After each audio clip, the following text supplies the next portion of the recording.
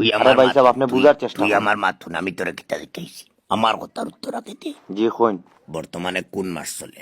বর্তমানে তো জুলাই চলে। জুলাই চলে।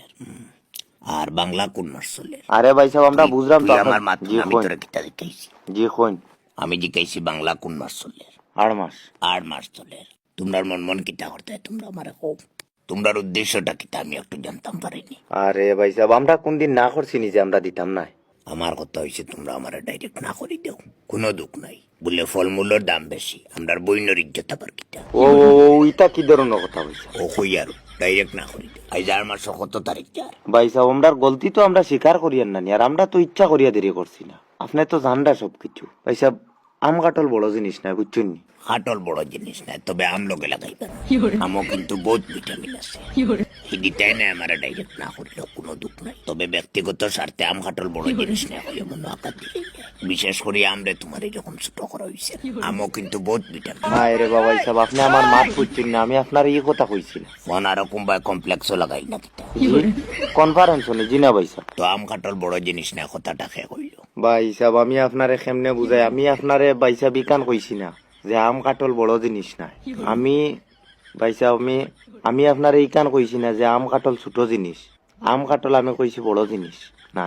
বড় জিনিস নাই, ভিটামিন নাই। আরে আমি কোন সময় কইলাম ভিটামিন নাই? মানে ভিটামিন আছে, বড় জিনিস নাই। আরে আমি এটা তো কইছি না। তো তুমি কোনটা কইছো? আমি এটা কইছি না ভাই সাহেব যে আম কাটল ছোট জিনিস। আমি ওটা কইছি ভাই সাহেব যে আম কাটল বড় জিনিস না। তো কিতা বড় জিনিস? তুমি চাই বড় মাল আমি কিতা পাইলাম। আশ্চর্য, মাফ করবা ভাই সাহেব, আমি শুধু আপনারে ওটাও কইছিলাম যে আমার লগে আপনার সম্পর্কটা কি আম কাটল বড় না। কিন্তু তোমার বইনের মান সম্মান থাকে তো, আর আমার লোকের সম্পর্ক বড় হওয়ার কথা না। আমরা আজকে আইয়ার পাইছা, আজকে না, আজকে আর সময় গেছে কি, আমরা কালকে আইয়ার সকাল সকাল আইজি আর পাইছা। সকাল সকাল আইতে লাগতো না, কিতা কইছি বুঝছেন? সব জিনিস পাইতে হয়।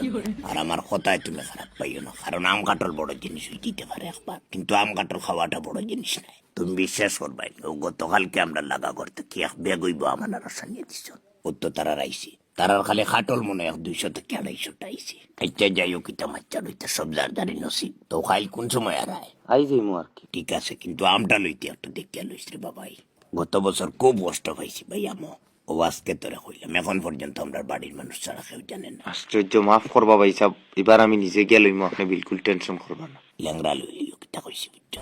ওইটা কি ধরনের কথাবার্তা ভাই সাহেব, আমি আর বুঝলাম না। আচ্ছা খাটনের বাজু কিতা করতা? আপনি কইয়া দেন কিতা করতাম। তারার তো 250টা আইলো। আচ্ছা তুমি আমার মাতো না, তারার এটা আমরা দেখতে লাভ নাই। তুমি যতটা এস্টিমেট করছো এর থেকে 20টা ক্যান্সেল করে দিও। কারণ কিতা?